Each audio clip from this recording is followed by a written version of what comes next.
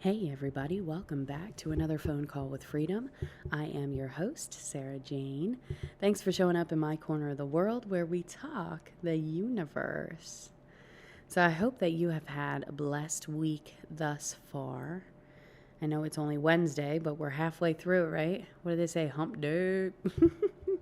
So I hope that this podcast finds you in good spirits, knocking out the week.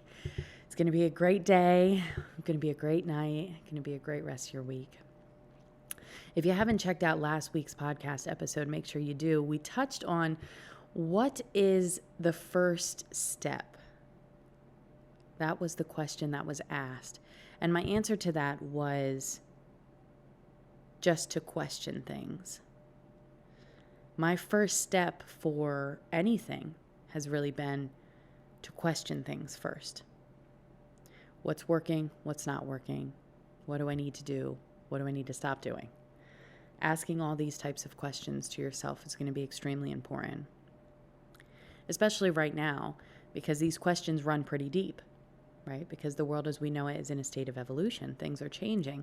There's an entirely new belief structure coming up that's becoming available to the collective. And the process of allowing ourselves to expand into unknown territory can be a little off-putting. So it's important to realize that jumping into things is not the right decision. But just to begin questioning everything you've been taught, just to question it. What do I believe? What do I think? How do I feel? And begin asking these deeper questions to yourself. That's going to be extremely important, especially as a starting point. I would say that is the first place that I started. My father was sick for a very long time. My parents were divorced and my father was adopted, so I was his primary caretaker. And in those situations, we had to walk very closely to death. His journey was so unique because we never had an ending point. Every time I left, I didn't know, is this going to be the last time I see him? So I'd have to say goodbye to him as if I was saying goodbye to him. That happened for 13 years of ups and downs and 2 bowel transplants and never knowing if this was going to be the week or if this was going to be the day. And that puts you in a very unique space. So I had to find a way to feel safe in a very unsafe space. And I think that a lot of us have had to feel that way. But it's in those spaces that you start questioning, and you really can't get to the next chapter without asking some questions. So you start seeing how the shitty things that happen in life sometimes actually propel you in the direction that you have to go. Because had that shitty thing not happened, I probably would have continued believing the things that I had been taught and doing things the way that I was told to do them, right? And by doing things the way I was taught and believing in them the way I was taught, for example, money. We were taught that money is hard to get. And so for the whole first half of my life, I struggled to obtain money because this was a belief that I had. Until finally I got to this point where I'm like, why do I believe that money is hard to get when we're on a ball floating in space? And does that belief play a part in my reality? So it's not until you start asking these questions that things start changing. So if you haven't checked out that episode, definitely check it out. I repeated myself a couple times in the episode. I notice I have a tendency sometimes of repeating myself, but the information is so valuable. I'm like, well, it's fine. So we had touched at the end of last week's video also on once you begin questioning things, you become aware of certain things. So in this week's episode, I wanted to touch vaguely on the 3 main things that you have to be aware of that are really going to help to change your life. The first thing is that you have an energy field. Your energy field surrounds you. Just like we were taught about the body, the organs, the skin, right? You know about the epidermis, right? Just like we were taught about the physical body, you also have an energy body or an energy field, however you want to look at that. But there's energy that surrounds your body that comes with you. It's a part of your unit. It's your energy field. You have to know that you have an energy field, and this affects and plays a big role in your internal and external reality. This is something that you have to be aware of, just like you're aware of the organs and how they work. You have to be aware that you have an energy field that surrounds your body. Now, what is this energy field filled with? It's filled with different vibrations that you've chosen to bring with you. You created your energy field prior to incarnating. A lot of times our energy field also has vibrations and energies from previous lifetimes. See, so this work is going to ask you to expand, because that kind of takes you into the question of reincarnation. Is reincarnation something I believe or not? This is what I'm going to tell you. At the end of the day, we're on a ball floating in space. There is no right or wrong. Your mind is going to create a construct, a belief about how this world works, about how you work. That belief structure has to support your survival. I'm not saying I'm right or wrong about you having an energy field. What I'm saying is this is a belief that I decided to observe. I liked it. I absorbed it. And my life has changed for the better. Because it makes more sense to me. It makes sense to me that we would have an energy field. And it's filled with vibrations. All types of vibrations. And some of these are from your previous lifetime. Your job is to come down here, clean out the energy field, have this experience of being alive, toes in the sand, taste, touch, smell, and go back home. I'm not saying I'm right or wrong. I'm saying that belief serves my survival. I deconstructed what I was taught, and I reconstructed something else that works for me. And something that I've been able to put my attention on and truly believe in, and is this idea that we have an energy field. The energy field is filled with vibrations. The vibrations are vibrations that you chose to bring with you. A lot of them are from previous lifetimes. Your energy field is filled with what you want to clear and get rid of. It's also filled with your potentials. It has everything. But you have an energy field. It's filled with your specific vibrations. That's what you need to know. The second thing that I now understand that has assisted me greatly is understanding energy in general. Everything in this world that you come in immediate contact with is your energy in form. Energy can take form. In this world, everything is of a lower, denser vibration. It takes thick, heavy form. But it still is energy. So everything that comes into your immediate vicinity is your energy in form. Just like I was talking about, you have an energy field. It's filled with vibrations. What vibrations are in my energy field? Take a look at what comes in and out of your reality, because this is your energy in form. Understanding this is really going to help you. We've been conditioned to be the victim of many situations. So if somebody surfaces in your reality and they're being disrespectful, the conditioning says, fuck them. Cut them off. Turn a blind eye. I'm done. I'm not dealing with you. And in many ways, that may be the right option.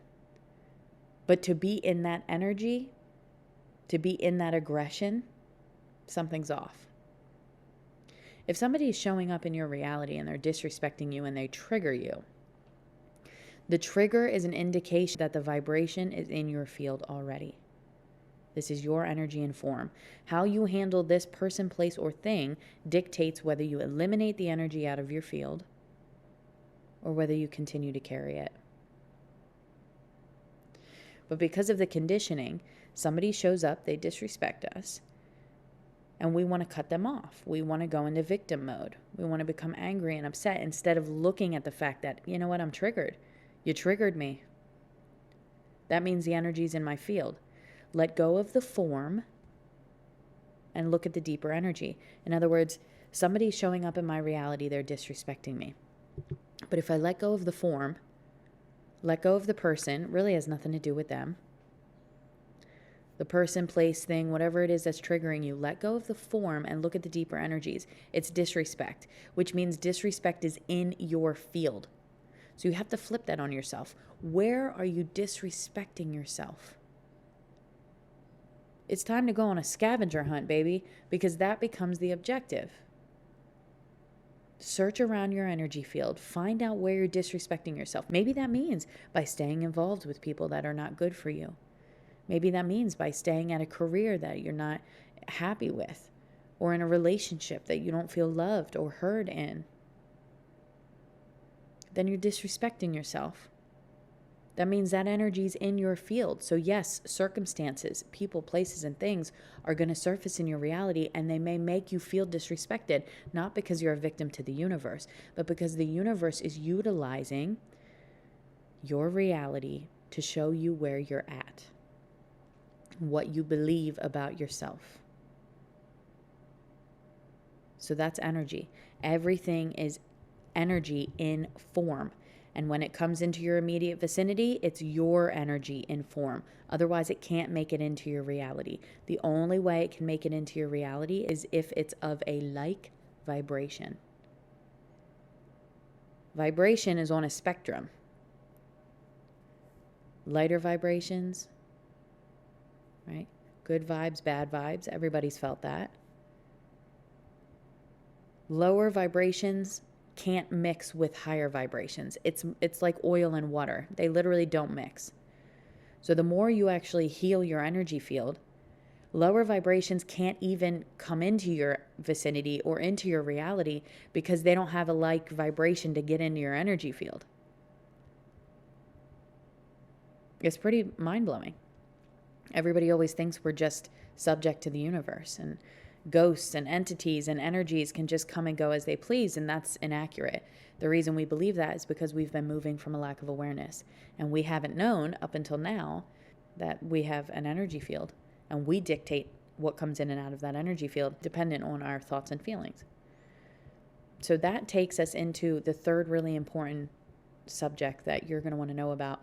This is the conscious and the subconscious mind.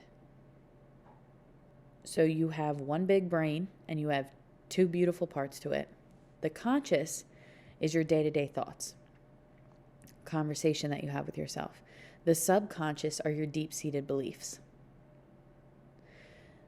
From the moment that you're born till roughly 7 years old, all you're doing is observing and absorbing. This is where your subconscious mind is developed. It's created in the first 7 years of your life. Now, when you're a child, you don't know right from wrong. You can't say, oh, mom and dad are struggling with money. I don't want to struggle with money. So, nope, I'm not going to believe that. I don't want to see that. That's not how we work. As children in that age frame, if you see your parents struggling with money, then what you're doing is without any judgment, what you're doing is you're observing it. And you're saying, okay, this is how this world works. You struggle for money. Money is hard to get. Check it off the list. In that moment, you created a belief within the subconscious mind that money is hard to get. And that's just on money, right? So this goes deep, depending on what you were subject to in the first 7 years of your life. If you had parents that were in a loveless marriage, then you're going to create a very particular belief about love. And then as you become an adult, these beliefs are going to reflect in your life until you work to change the belief. If you were raised around somebody that had depression, anxiety, as an adult, you may think that you have depression and anxiety, and it's not that you have depression or anxiety. It's that you have a belief that you need to have depression or anxiety in order to survive this world, because that's what you saw. That's what you absorbed. How many of us slap a smile on our face even when everything's falling apart, and we look at our kids and we say, oh no, it's fine, because we don't want them to see us struggling. But you know what that actually does? Your child feels the energy. Your child's much more in tune energetically than we are. They're not as conditioned as we are as adults. Children live in a whole nother world. When they see you acting like it's okay, but they feel that the energy's off, what you're telling them is act like everything's fine even when it's not. The truth is, let your children see you break down. Let them see you handle your emotions. Teach them that life comes with ups and downs, and sometimes it's going to look good and sometimes it's not, but you're going to be able to handle all of it. Teach them that, because a lot of us were not taught that. So, as I'm looking up at my clock, my eyes just shot over and it's 10:10. Beautiful. I love it. I love it. I love it. The higher self is always like, what's up? I'm right here, just letting you know. So those are the three major things I just wanted to touch on. I know that we had talked about them in last week's podcast episode, but I wanted to get a little bit more elaborate on them because it really is important information for you to understand. The subconscious is developed in the first 7 years of your life, and then that dictates the conscious conversation you have with yourself for the rest of your life. Conscious conversation is your thoughts and your feelings, and your thoughts and your feelings create your reality, which means your reality is based from your subconscious beliefs. The conscious mind and the thoughts and the feelings are the engines that keep it all going, but your reality stems from your true beliefs about this world and about yourself and about how it all works, which is your subconscious. So if you don't like the reality you're experiencing, the question becomes, how can I eliminate the beliefs that are attracting this experience, eliminate these beliefs within the subconscious mind, and rewire them to believe something new so that I can eliminate the lower vibrations, attract higher vibrations, and in return experience a more exciting reality. Science has changed my life. And I guarantee you it will change yours if you let it. All right, so we're on 20 minutes here. We're going to get ready to close this down. I just wanted to elaborate a little bit more on your energy field, what that consists of, what that looks like, energy in general. Everything in your reality is your energy in form. This is going to be important for you to know. And the conscious and subconscious mind, which have the biggest effect on your reality. You have to know about the conscious and the subconscious mind. All right, so this is pretty interesting stuff, but it has changed my life, and I promise you, if you allow it, it will change your life.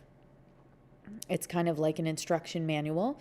The second that we're born into Earth, we're not given an instruction manual. We're just kind of taken and conditioned right away.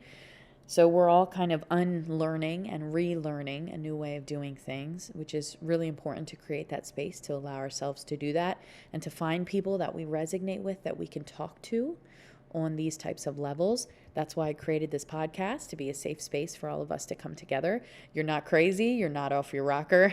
The world as we know it, quite literally, is in a state of evolution. And if you are here, then you are ground crew. And you are the best of the best. Otherwise, you would not be here for this transition. So thank you, not just from me, but from all of our higher selves. And really, we're reclaiming our identity within the universe again. And it's a really exciting time to be alive. So thank you so much for being here with me, for loving and supporting me. As always, please know that I love and support you as well. If you haven't already, hit that like and subscribe button for me. You can also hop over to my website at InnerSarah, INNERSARAH.com, and subscribe that way so that you get notified when my book comes out. Otherwise, have a great rest of your week, and I'm extremely excited to hop back on and see you here with me next Wednesday for another phone call with freedom.